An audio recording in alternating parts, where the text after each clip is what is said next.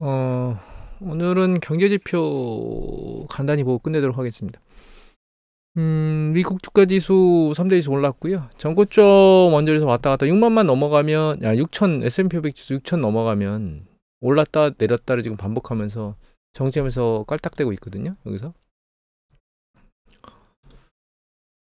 이 글로벌 주가 지수 몇 가지 올려놨는데, 이 중에 이제 검은색으로 본 이 짙은 검은색이 중국이고요. 중국이 이제 경제 정책을 완화책으로 공격적으로 바꾸면서 주가는 밀려 올라갔다가 지금 조정의 흔들림으로 방향성을 지금 잘 못 잡고 있고, 특이한 거는 이 독일이거든요. 얘가 독일입니다. 독일인데 독일 경제가 굉장히 안 좋고 실제로 실질 성장률도 잘 안 나오는데, 이 독일은 예를 들면 5월 달, 예. 이 5월 언저리 뭐 이렇게 이 언저리 뒤로 있었던 고점을 뚫고 올라갔어요, 위로. 아주 특이합니다. 근데 예를 들면 센섹스 인도 같은 경우는 경제가 가장 좋거든요, 지금 현재. 근데 얘가 요게 인도 지수거든요. 요게 인도 지수입니다. 인도 지수인데 얘는 지금 추세적으로 내려오고 있잖아요. 그 지금 현재 독일하고 중국을 제외하고 다른 국가들, 여기 보면 이제 영국, 영국이 이겁니다. 얘가 영국입니다. 이게 영국. 영국 같은 경우는 방향성을 살짝 애매모호하게 가지면서 옆으로 기고 있죠, 주가 지수가. 그다음에 나머지들은 좀 흘러내리고 있습니다. 이때보다는. 언제? 올 뭐 봄, 여름보다는 추세적이 다 흘러내려가고 있거든요. 요거 같은 경우가 이게 일본 지수입니다. 니케이. 그다음에 요 지수가 이게 우리나라입니다. 추세적으로 계속 힘을 잃고 내려가고 있죠. 이 지수가 요게 프랑스입니다. 그리고 요 지수가 영국, 아까 옆으로 개걸음친. 그다음에 요게 대만입니다. 대만도 지금 최근 힘을 잃고 쫙 빠지고 있죠. 우리나라와 똑같습니다. 지금 이 그 칩스법, 그러니까 반도체 관련된 거 얘기하면서 대만이나 우리나라나 힘을 잃고 있고, 우리나라는 사실 대만은 그나마 버티고 있다가 밀려 내려가고 있고, 우리나라는 아예 지금 상실된 상태에서 추세적으로 흘러 내려가고 있습니다. 그리고 이 전 동영상에서 제가 이미 말씀을 드렸듯이 우리나라 수출이 하반기로 갈수록, 내년으로 갈수록 줄어들 것 같다는 얘기는 이미 드렸잖아요. 아직 최종 발표가 올해 이번 달에 나오진 않았는데, 전반적으로 보면 수출 쪽이 꺼지고 있는 것 같습니다. 소비 심리, 그러니까 내수 쪽으로 그나마 약간 서비스업이 그나마 긍정적인 패턴을 보이고 있습니다, 최근에. 근데 그 긍정적인 게 강력할 것이냐, 전혀 그렇게 보이질 않거든요. 11월 30일, 그러니까 말일 어제 그 산업활동 동향이 나왔거든요. 10월달 동향입니다, 이건. 그러니까 매달 말일, 그 전달 말일, 그 전달의 동향이 나오는데, 여기 보시면 이게 전월비 증감률이거든요. 생산도 감소했죠. 그다음 소비도 감소했습니다. 투자도 감소했습니다. 이게 전년 동월비가 아니고 전월비예요. 다 감소했습니다. 물론 이제 예를 들면 생산에서 반도체라든가 금융보험은 뭐 제외하고 서비스업이 살짝 증가했다는 게 그나마 좀 전에 말씀드렸던 것처럼 그 긍정적이라고 볼 수는 있는데, 우리나라 서비스업이 계속 살아날까요? 아닐 것 같거든요. 지금 자영업자들 파산하고 난리치고 있고, 건설업체 난리치고 있고, 폐업 늘어나고 막 이렇게 여러 가지 뉴스 보도가 나오는데 서비스업이 계속 증가할 수 있다. 이건 어불성설인 것 같아요. 왜 반도체가 그나마 견뎌주고 있는 게 난데, 얘도 제 생각에는 내년도 되면서 점차 좀 누그러들지 않을까 이런 생각을 하고 있거든요. 선행지수 순환 변동치가 하락했습니다. 일단 내용을 쭉 보는 게 좋긴 한데, 잠시만요. 일단 이거부터 볼까요? 선행지수 순환 변동치가 여기 보시면 둥글게 머리를 두들겨 맞고 살짝 밑으로 내려오기 시작했습니다. 이렇게 지금 머리 두들겨 맞았죠. 이 동행지수 순환 변동치는 상황이 심각해지다가 지금 멈추긴 했어요. 근데 얘가 바짝 머리를 들고 올라오겠느냐? 제 생각엔 난망입니다. 난망. 최근 내년도 상반기 들어서 사실 정치적으로는 열받아서 각 부처들의 활동비나 이런 것들을 쥐어 짰잖아요. 그런 예산을 그렇게 쥐어 짜가지고 헛짓거리를 하고 있는 공무원들을 제재하고 싶긴 한데, 그 정부 예산이 줄었다는 얘기는 그만큼 지출도 준다는 뜻이겠죠. 경제랑 큰 측면에서는 좀 부정적이고, 물론 그렇게 이제 쥐어 짠 걸 가지고 다른 쪽 영역에서 재정으로 투입을 해주면 좋을 텐데 그게 지금 법안이나 이런 것들 예산 심사하거나 이런 것들이 그쪽으로 다 반영이 될지는 좀 봐야 될 것 같고 제가 보기엔 그렇진 않을 것 같거든요. 그리고 생산, 재고, 출하 이런 걸 다 보는 것도 좋은데 그냥 이 부분만을 보면 여기 보시면 얘가 이제 재고순환 지표거든요. 그래서 이쪽이 출하고 이쪽이 재고예요. 이 경기 사이클 판단하는데 좀 아주 쉽게 용이하게 볼 수 있는 건데 여기 보시면 여기가 현재거든요. 이 현재가 이 시점에 있다는 얘기는 자, 이 라인에서 일로 밀고 올라갔거든요. 그러니까 재고는 감소했던 게 다시 그러니까 감소 강도가 좀 준 거고 출하도 줄어든 거예요. 출하도. 둘 다 마이너스에 있는 거죠. 그런데 반도체를 빼고 나면 반도체와 부품을 빼고 나면 이 영역이 있습니다. 그러니까 재고가 일정 부분 늘진 않았지만 출하는 주는 쪽으로 움직이고 있거든요. 출하가 줄면 결과적으로는 재고가 쌓일 수밖에 없고 그렇게 되면 생산에 영향을 줄 수밖에 없거든요. 이 출하 영역이 마이너스 영역이 있다는 자체가 좀 부정적입니다. 뒤쪽으로 밀린다는 게 부정적인 거거든요. 뒤쪽으로 밀린다는 거 마이너스 영역에서 플러스도 아니고. 그리고 이게 서비스업 생산 지수거든요. 이게 전월비 살짝 오르긴 올랐어요. 살짝 올라왔죠, 이렇게. 그리고 짙은 실선이 3개월 이동평균선인데 이 증감을 거의 이게 지금 제로라인에 붙어서 움직이고 있잖아요. 그러니까 이게 증가도 감소도 아닌 그런 형태로 지금 움직이고 있다고 보셔야 돼요. 이렇게 떠 있는 게 아니거든요. 지금 증가율이. 거의 붙어서 지금 위아래로 왔다 갔다 하고 있잖아요. 그러니까 서비스업이 간당간당하다는 뜻입니다. 사실은. 이거는 이제 계절 조정해서 전월 대비 증감률을 보는 거고 이게 이제 원계열 가지고 전년 동기 대비 증감률을 보는 건데 이게 지수거든요. 그러니까 이제 작년 이맘때 이 정도 레벨에 있었는데 지금 이맘때 이 정도 레벨에 있고 그 증가가 이 정도 된다는 뜻인데 과거 패턴을 보면 이게 코로나 팬데믹 이후에 이 서비스 생산업의 전년 동기 대비 증가율이 상당히 높은 폭으로 계속 지속됐었죠. 그게 추세적으로 점점 낮아지고 있습니다. 아랫단으로 이 전년 동기 대비 증감률이. 서비스업이 그 전반적으로 놓고 보면 빠른 속도로 살아날 수가 없는 문제입니다. 최근 포스코 그 재련소 일부 재련 시설들을 문을 닫았다는 얘기들도 나오고 있죠. 화학업종도 난리를 치고 있고 이런 것들이 사실 지금 굉장히 부정적입니다. 국내 경제로 놓고 보면. 그리고 여기 보시면 전년 동월 대비 업종별로 보면은 뭐 수도, 하수, 폐기물 처리 이거 우리가 항상 쓰는 거잖아요. 도소매 가서 뭔가 물건 사는 거죠. 근데 그 크지가 않아요. 운수, 창고 이거 수출이나 이런 것들 잘 되니까 얘들은 이제 큰 폭으로 늘어나고 있거든요. 금융보험 이 서민들하고 좀 동떨어진 얘기죠. 부동산은 지금 빠지고 있고 전문과학기술 이것도 마찬가지로 서민들하고 좀 동떨어져 있죠. 그런데 여기 보시면 교육 살짝 늘어났죠. 예술, 스포츠여가 돈을 안 쓴다는 뜻입니다. 줄죠. 그다음에 여기 밑에 보면 숙박음식 줄죠. 통신비, 그죠? 그 다음에 일반 개인 서비스들 같은 거, 이런 것들. 그래서 실제로는 지금 경제가 그렇게 탄탄하지 않은 상황입니다. 서비스업이 이렇게 좋은 건 아니에요. 이게 늘어난 건 좋긴 한데, 이 늘어난 게 금융보험이나 혹은 운송창고, 여기 보면 금융보험, 운송창고, 그 다음에 보건하고 사회복지, 이런 쪽이잖아요. 전문과학기술, 이런 거기 때문에 서민들한테는 그렇게 녹록지가 않아요. 사실, 지금 현재. 서민들이 주머니를 모두 여는 소매 판매액 지수 뭐 사람들이 다 열죠. 서민들만 있는 건 아니고 국민들이 뭔가 그 마트라든가 혹은 뭐 편의점, 뭐 백화점 이런 데 가서 뭔가 사는 그런 것들을 보시면 이게 늘어나질 않고 있습니다. 2021년도부터 옆으로 기고 있어요. 이게 총 그 금액 지수거든요. 쭉 아랫방향으로 움직이고 있죠. 이게 작년이고요. 이게 올해입니다. 이게 계속 마이너스 대를 보이고 있죠. 전년 동기 대비. 언제부터 이 모양을 보이고 있냐면 2022년도 들어서부터 지금 그 소매 판매 지수는 계속 줄고 있습니다. 전년 동기 대비. 정말 안 좋은 거죠. 진짜로.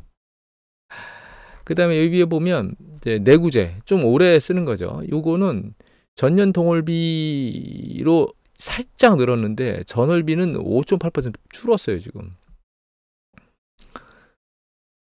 비내구재도 지금 주는 상황이니 비내구재는 우리가 항상 필수적으로 갖다 쓰는 거가 비내구재거든요. 이것도 줄고 있으니 그 다음에 뭐 가방, 의류, 뭐 신발 이런 것들도 전기 대비 이게 전기 대비뿐만 아니라 이런 계속 줄고 있습니다. 지금 8월 달도 전월 대비 줄었고 9월도 줄었고 10월도 줄었어요. 지금 신발도 의복도 옷도 뭐 이런 것들도 잘 안 샀쓴다는 얘기입니다. 거기다가 필수적으로 우리가 먹는 것도 그렇게 안 먹는다는 얘기인 거죠. 난감합니다. 지금 현재 국내 경제는. 가계 활동 동향, 가계 동향 조사 나왔거든요. 3분기. 내는 보시면 이걸 볼까요? 이 소득 금액 자체는 늘고 있거든요. 그러니까 그 동분기 대비, 전 동분기 대비 증가율이 4.4니까 괜찮은데, 여기 보시면 이것도 있습니다. 이게 보면 얘가 69%, 이게 뭐냐면 평균 소비 성향인데, 평균 소비 성향이 뭐냐면 처분 가능한 소득에서 소비 지출을 하는 그 비율이거든요. 걔가 작년도 동분기에 70.7%였는데 지금 69.4%입니다. 그러니까 내가 처분 가능 소득은 늘어났거든요. 왜냐면 여기 보시면 이제 처분 가능 소득이 3,970. 그래서 여기 보면 그러니까 397만 원이거든요. 18만 8천 원 이렇게 나왔는데, 실제로는 처분하는 비율은 줄어들었으니까 가처분 소득은 늘어났지만 그 늘어난 분만큼, 그 비율만큼 지출하지 않고 있다는 뜻입니다. 그러니까 점점 주머니 이렇게 쥐어짜고 있다는 거죠. 물론 지출 금액은 더 늘어나지만 지출을 더 하려고 하는 액션을 하는 게 아니고 줄이려고 하는 액션을 취하고 있다는 겁니다. 전분기 대비해서도 줄었고 전 동분기 대비해서도 줄었어요. 지금 현재 상황이. 소비를 잘 안 하려고 한다는 뜻이죠. 자, 소비 성향 볼까요? 소비 성향 뭐 여러 가지가 있는데 이거 확 줄은 거 볼까요? 이거. 자, 보시면 실질입니다. 이거는 명목이 아니고, 그러니까 물가가 반영된 거죠. 이제 가격이 올라 버리면 더 많이 지출할 수밖에 없죠. 우리가 갔더니 라면이 하나가 500원에서 550원 올랐어요. 그러면 내가 라면을 먹고 싶으면 어떻게 살 수밖에 없기 때문에, 요 옆에 있는 거는 명목이고요. 실질은 사실은 라면을 하나 사는 게 아니고 2개 살아야 경제가 더 많이 늘어나는 거거든요. 그러니까 실질을 봐야 되는데, 보시면 3, 4분기에 이 전년 동기 대비해 가지고 다 줄었습니다. 이게 뭐가? 식료품, 술, 담배, 의류, 신발. 내가 써야 될 것도 안 쓴다는 얘기입니다. 이게 지금 쥐어 짠다는 얘기죠. 이것들이 많이 올랐거든요. 주거, 수도, 광열비, 전기, 수도, 가스 뭐 이런 것들이 많이 오른 거죠. 지금 현재. 가사용품이나 가사 서비스도 많이 올랐고, 보건, 그죠? 의료비 같은 것들 들어갔겠죠. 교통비를 줄이고 있어요. 지금. 통신 부분 줄이고 있죠. 그나마 있는 사람들은 쓰고 있습니다. 오락문화. 하물며 우리나라는 교육열이 강해서 교육비는 안 줄이는데 교육비도 줄이고 있습니다. 이거는 명목으로도 줄었고 실질도 다 줄었네요. 음식, 숙박, 아이고, 놀러 다니는 사람, 있는 사람들은 괜찮은데 그렇지 않은 사람들은 쥐어짜고 있는 뭐 이런 복합적인 문제들이 생기고 있습니다. 사실 지금 가계가 양극화돼 있어서 쓰는 사람은 쓰고 그렇지 않은 사람들은 쥐어짜고 이런 형태가 맞물려서 움직이고 있다. 어렵다. 그리고 이건 지금이고요. 지금이 문제가 아니라는 겁니다. 한국은행이 기준금리를 2번 연속 내렸죠. 한국은행에서 얘기하는 거는 내년도 전망치가 2% 간당간당 할 거다. 이렇게 나오고 있거든요. 그리고 그 다음 해도 GDP 성장률이 안 좋을 거다. 이렇게 얘기를 했거든요. 보시면. 자, 내년도 성장률은, 그러니까 종전 지금 올해 2.4%에서 2.1에 2.3, 내년은 2.1에서 1.8에서 2.0. 점점 하향, 아랫방향으로 내려갈 거라고 예측을 하고 있다는 거죠. 이거 이외에 보시면 IMF도 올해 경제 성장률이 2.2, 내년 2.0. 한국이랑 비슷해요. 이 성장 동력을 잃어가고 있는 거죠. 거기에 이제 트럼프가 들어와서 관세 때리고 있죠. 미국에다가 올빵하고 있었던 윤정부에서 미국에서 이런 것들을 협상을 잘해서 지금 뭔가 우리나라 쪽으로 잘 땡겨와야 되는데, 일본하고 미국에다 올빵했던 외교 정책이 과연 빛을 발할지 좀 궁금합니다. 개인적으로. 답답한 거 우리나라가 넘어가고, 자, 미국 같은 경우에는 그 컨퍼런스 보드도 마찬가지고요. 저것도 마찬가지고, 그 미시건 심리지도 마찬가지고, 지금 요새 최근 소비자 심리지가 괜찮게 나오고 있거든요. 예. 한 번, 두 번 연속 올라가고 있죠. 3번인가 올라가고 있죠. 근데 여기 보시면 이게 현재 상황이고요. 이 미래 상황인데 미래에 대한 기대치가 훨씬 더 빠른 속도로 올라가고 있습니다. 이 트럼프가 신행 정부가 들어오면서 그에 대한 기대치가 반영되고 있는 것 같아요. 그리고 요 같은 경우 현재 금융 상황인데 괜찮을 때 이렇게 쭉 벌어져 있죠. 굿이도 높고 배드가 낮았는데 얘가 점점 좀 붙고 있어요. 지금. 그러니까 아직은 애매모호한 상황입니다. 현재 상황이. 그런데 미래의 기대치는 굉장히 빠른 속도로 올라가고 있거든요. 지금. 뭔가 정권이 바뀌면서 뭔가 바뀔 거라고 하는 기대감을 지금 반영하고 있는 것 같습니다. 이 심리 지표에서. 그리고 또 한 가지 중요한 건 이건데, 이게 나스닥하고 예전에 보여드린 적이 있는 것 같은데, 이게 이제 실업률, 그러니까 실업률을 하고 아니 죄송합니다. 이 소비자 물가 상승률, 요게 그 GDP 실질 성장률, 요게 가계, 금융자산, 요게 나스닥인데 전부 다 전년 동기 대비 증감률이거든요. 요거를 이렇게 보여드리는 이유는 왜 그런 거냐면, 이게 그 소비자 물가 상승률 아랫방향으로 자산 증가율이 떨어지잖아요. 그러면 GDP 성장률이 떨어집니다. 보면 과거 패턴에서. 지금 현재 이 그러니까 미국은 금융자산 중에 주식 자산이 제일 많거든요. 근데 지금 나스닥이 전년 동기 대비 증감률이 계속 그 아랫방향으로 밀려 내려가지 않고 윗방향에서 이렇게 왔다 갔다 하고 있기 때문에, 하반기 주식에 대한 부분이 그러니까 지금 계속 세니까, 이런 패턴이라면 하반기에 미국의 뭐 소비 지표나 이런 것들은 탄력을 받으면서 괜찮게 움직이는 방향을 계속 보일 것 같긴 합니다. 그렇게는 예측하고 있습니다. 저도 하반기에 그 소매 판매나 이런 것들이 급격히 내려간다거나 이런 부분들은 없을 거라고 보고 있습니다, 사실. 그런데 요게 실업률하고요. 그다음에 똑같이 그 개인의 금융자산, 그다음에 실질 GDP 성장률하고, 요게 그 개인 소비 지출에서 물가 상승률을 뺀 거거든요. 요걸 만든 이유는 왜 만든 거냐면, 이 실질 그 PC가 죄송합니다. 실질 GDP 성장률이라는 실질 PC이네요. 얘가 장기 데이터가 아니기 때문에 이 장기 데이터를 맞추기 위해서 요걸 맞춘 거예요. 그러니까 이걸 왜 보여드리는 거냐면, 그 리얼 PC가, 그러니까 그 개인의 소비 지출, 실질 소비 지출이 이 금융자산하고 어떤 관계가 있는지를 보여드리려고 하는 건데, 여기 보시면 요게 금융자산 증감률이잖아요. 그 다음에 요 밑에 보시면 파란 걸 잘 유심히 보면, 뭐 금융자산이 내려가면 내려가죠. 그러니까 그 실질 PC, 실질 개인 소비 지출이 깨진다는 거예요. 금융자산 쭉 내려가면서 내려가죠. 그러니까 금융자산 증가, 전년 동기 대비 증감률이 개인의 그 개인 소비 지출, 실질 소비 지출에 영향을 미친다는 뜻입니다.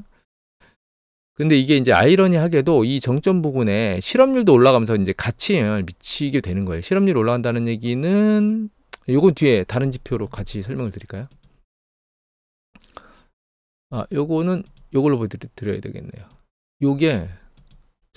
요게 뭐냐면 노동시간입니다. 얘가 노동시간. 근데 주간 노동시간이에요. 제조업에. 그 다음에 요거는 주간 노동시간 총합입니다. 어디에? 서비스업에. 그러니까 주간 총 노동시간, 제조업 서비스의 총 노동시간을 보여주는 건데, 이 노동시간은 사실 여기 보면 그 전체 고용수입니다. 이게 전체 고용수하고 상관관계가 있거든요.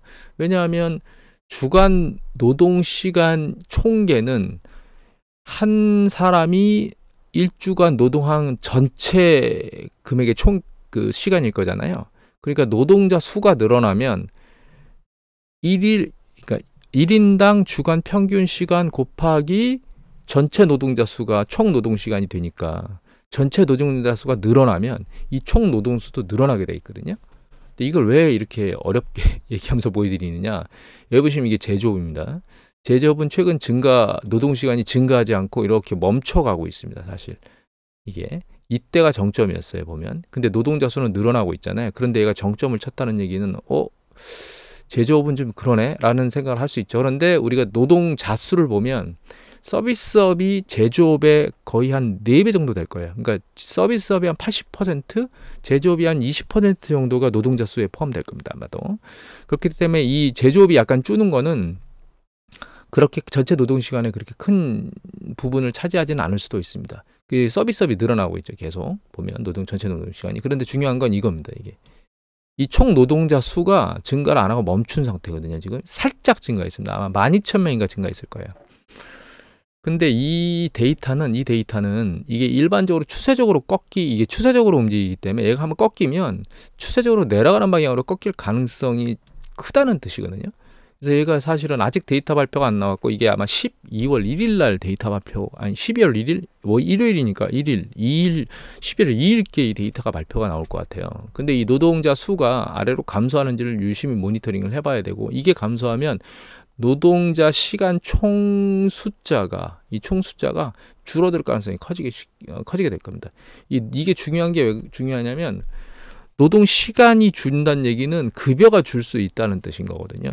급여가 준다는 뜻은 다시 넘어가 보면 여기서 실업률이, 그러니까 그 금융자산이 내려오지 않고 실업률이 올라가 버리면, 이거 실업률이 올라가더라도 노동자 수가 늘어나거든요. 그다음 어느 시점에 노동자 수가 주는 거예요. 노동자 수가 줄어버리면 이 금융자산은 버티고 있어도 점차적으로 소비 지출을 하는 가계의 숫자들이 줄는 뜻이기 때문에 이 리얼 PC의 강도를 유지하지 못할 수 있다라고 하는 점을 한번 생각해 볼 수 있거든요. 그래서 정리해서 말씀드리면 하반기에 지금 주식시장이나 이런 게 굉장히 좋기 때문에 하반기에 개인 소비 지출이나 이런 것들이 타격을 받으면서 뭔가 지표를 그렇게 나타내지는 않을 것 같아요. 잘 유지가 될 것 같고, 다만 시간이 흐르면서 내년도에도 주식시장이 이렇게 계속 강력하게 밀고 올라갈 수 있을지는 현재 물음표잖아요. 상황을 좀 모니터링 해봐야 되는데, 얘가 일정 부분 밑으로 꺼지지 않고 위로 올라가는 강도가 그렇게 세지 않다면, 그렇다면 고용지표, 전체 고용자 수, 이 전체 고용자 수가 아래로 내려오는 그런 경험을 할 때 개인 소비 지출에 영향을 미칠 수 있다. 주식시장 밑으로 세게 안 깨져도 이런 부분들을 감안하기 위해서 말씀을 드리는 거고, 예를 들어 최악의 경우에는 노동자 수도 줄고 있는데, 전체 근로자 수가 주는데 주식시장도 조정을 받는 거죠. 주식시장도 조정을 받게 되면, 그러면 개인의 금융소득 증감률도 떨어지고, 요거거든요. 얘도 아랫방향으로 떨어지고, 그리고 소득 관련된 실업률, 여기 이제 고용과 관련된 지표들도 악화되는 그런 과정이 동반되면서 이 PC를 밑으로 밀어내리는, 전년 동기 대비 증감률을 밀어내리는 이런 형태의 패턴이 내년에 보일 가능성이 있다라고 보고 있는 겁니다. 그래서 내년도가 2022년도를 반영하는 거 아니야라고 말씀을 계속 드리는 이유는 지금 말씀드린 패턴에 의해서 말씀을 드리는 거예요. 한 가지 더 말씀드리면 이건데, 요게 기업의 이익이거든요. 요게 이익의 전년 동기 대비 증감률입니다. 이건 이익 자체의 이익 자체를 보여주는 거고, 이건 전년 동기 대비 증감률인데, 최근 보면 올라가다가 아래로 내려왔고, 이건 이제 멈췄기 때문에 그렇습니다. 옆으로 행보했기 때문에. 그런데 이가 이렇게 볼까요? 요게 전년 동기 대비 증감률입니다. 좀 전에 봤던 이거예요. 요거 전년 동기 대비 증감률. 그런데 요 전년 동기 대비 증감률, 요게 민간 투자입니다. 실질 투자. 그런데 저 빨간색과 파란색이 아랫방향으로 추세적으로 밀고 내려가면 요 검은색인 리얼 민간 투자가 줄어들어요. 그러니까 기업 측면에서 기업의 이익이 증가 추세가 전년 동기 대비 증감률이 떨어지면 실질 투자도 준다는 뜻입니다. 전년 동기 대비 그 강도가. 그런데 얘가 처음으로 이제 계속 몇 분기 동안 계속 추세적으로 밀고 올라오다가 멈췄거든요, 지금. 올 4분기, 내년도 상반기에 기업 이익이 이 전 분기들보다 더 늘어날 수 있는가라고 하는 물음표를 한번 찍어봐야 되고, 지금 인플레이션 압력을, 그러니까 관세를 올린다, 그죠? 그럼 물가 압력을 받겠죠. 물론 이게 점진적으로 받을 거예요. 당장 뭔 일이 빠른 시간에 터지진 않겠지만, 물가 압력을 받게 되면 결과적으로 소비자들은 그 물가 압력에 따른 소비 위축에 처할 수 있겠죠. 그리고 심리 위축이 결과적으로는 기업의 이익에 영향을 미칠 수 있다라고 하는 건 우리가 미루어 짐작은 해볼 수 있잖아요. 그게 빠른 속도가 아니다 하더라도. 그러면 기업 이익에 영향을 미치면, 그다음에 최근 뭐 자동차 이런 거는 외부에서 만들어서, 예를 들면 멕시코에서 만들어서 미국으로 들이미는데 거기에 관세가 없었는데 관세를 때린다거나, 그래서 우리나라뿐만 아니라 뭐 GM이니 포드니 뭐 이런 얘기들을 하잖아요. 그쪽에서 막 그 기업의 이익이 감소할 거라고, 마진 같은 것들이. 그런 부분들을 생각해 보면 얘가 이 방향에서 위로 올라가는 게 아니고 아래로 이렇게 떨어지는 방향으로 움직일 수 있지 않을까라는 생각을 우리가 해볼 수는 있죠. 그러면 앞에서 봤던 거에서 생각해 보면 주식시장이 강력하게 못 밀고 올라간다, 만약에 최소한 옆으로 긴다, 조정은 안 받더라도. 그런데 그 상황에서 고용의 숫자가 더 이상 근로자 총수가 느는 게 아니고 준다, 기업의 이익도 안 늘고 준다, 만약에 삼박자가 다 그렇게 만들어진다, 안 좋게 만들어진다, 만약에 뭐 나스닥은 일정 부분 조정을 받고 고용 근로자 총수는 약간 줄고, 그 다음에 기업의 이익은 감소하고 늘지를 못하고, 이 삼박자가 만들어지면 투자 쪽에서는 고용하고 상관관계가 있겠죠. 고용이 또 눌리면서 전체 근로자 수에 영향을 미칠 수 있겠죠. 그래서 여기 근로자 노동 수에 대한 부분들을 아까 보여드렸잖아요. 근로자의 노동 시간 총수. 근데 이게 제조업은 지금 타격을 받고 있고 서비스업은 아직 타격을 받고 있지는 않은데, 빨간 겁니다. 이거 타격을 받고 있지는 않은데 서비스업이, 제조업이 타격을 받으면서 서비스, 그러니까 개인 소비에 영향을 미치면 서비스업도 타격을 받지 않을까요? 이런 생각을 하고 있는 겁니다. 제가 생각하는 게 지금 현재. 우리나라 마찬가지고 독일도 안 좋을 거라고 얘기를 하고, 글로벌이 현재 트럼프가 들어와서 계속 관세에 대한 얘기를 때리면서 여기저기 다 안 좋을 거다라고 하는 얘기들이 쏟아져 나오는데, 글로벌 경제에서 미국만 따로 다 짓누르고 자기 혼자만 우뚝 솟는다? 과연 이게 가능할까라는 생각을 전 개인적으로는 하고 있거든요. 그래서 지금까지는 주식시장이라든가 미국 경제지표라든가 이런 것들을 보면 미국 경제지표가 아직도 탄탄하고 계속 잘 갈 것 같고라고 하는 뉘앙스를 보이는데, 약간 이런 여러 가지들을 복합적으로 생각을 해보면, 야, 내년에도 그럼 미국이 경제가 나홀로 뜨거우면서 이게 밀고 올라왔던 이걸 계속 유지할 수 있을까? 그렇게 유지가 안 되면 과연 경제는 어떻게 갈까라는 생각을 계속 하게 됩니다, 개인적으로는. 그리고 연준한테 금리를 계속 내릴 거라고 트럼프가 압박을 한다 그랬는데, 제롬 파월 연준 의장이 그 경제 지표가 이렇게 괜찮게 움직이고 있으면 과연 금리를 빨리 내려줄까라는 생각을 해봐야 될 것 같고, 제가 생각하는 것처럼 사실 안 좋은 쪽으로 움직이게 되면 금리를 내려주겠죠. 그럼 그 금리를 내림으로써 경제가 약간 꺼지는 방향으로 꺾인 걸 다시 빠른 순간에 되돌릴 수 있을까라고 하는 부분들을 우리가 한번 생각을 해볼 만하고요. 2차, 여차, 뭐 저차 이런 거 생각하지 말고, 과연 주식시장이 이렇게 예측되는 상황으로 생각 쪽이 몰리면 좀 조정을 빠르게 할 수도 있지 않을까라고 하는 부분이죠. 그 조정이 어느 시점에 끝날지는 모르겠지만, 일단 조정이 일정 부분 일어나고 강도가 세면 그 시점에 다시 주식을 편입하는 형태로 가야 되는 거 아니야? 지금 너무 과열된 상태에서 주식을 편입한다고 하는 것은 너무 무리한 거 아니야? 그래서 예전에 그 말씀 드렸잖아요. 조정 시 매수, 올라가면 매도. 이 얘기를 계속 말씀드렸는데, 지금도 마찬가지로 조정을 좀 기다렸다가 조정 강도가 셀 때 밀고 들어갔다가 다시 또 기회를 보는 상황을 해야 되는 거 아니야? 라는 생각을 개인적으로는 하고 있습니다. 계속 말씀드려왔지만 조정시 매수, 반등하면 매도의 패턴을 해야 되고 방망이는 짧게 잡아야 된다라고 하는 생각은 계속 똑같습니다. 조정시 매수, 반등시 매도, 조정시 매수, 반등시 매도를 계속 해야 된다고 보고 있고, 내년도에 무조건 안일하게 긍정적인 패턴으로 S&P 500지수나 나스닥이 추세적으로 계속 올라갈 거다라고 생각하기보다는 일정 부분 조정에 대한 강도, 그러니까 가능성은 가지고 있으면서 뭔가 액션을 취해야 된다. 지금 주식시장이 모든 것들에 대한 선반영을 하는데, 미국, 특이하게도 독일, 그 다음에 중국은 공격적으로 뭔가 액션을 취했잖아요. 거기 말고 전체적으로 보면 아래로 흘러내려가는 방향을 보이고 있기 때문에, 얘네들이 아래로 흘러내려가는 다른 지역의 주가가 미국을 따라갈까요?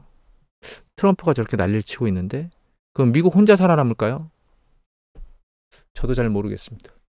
그런데 지금까지 말씀드린 형태로 저는 생각하고 있습니다. 오늘 이것을 마치도록 하겠습니다.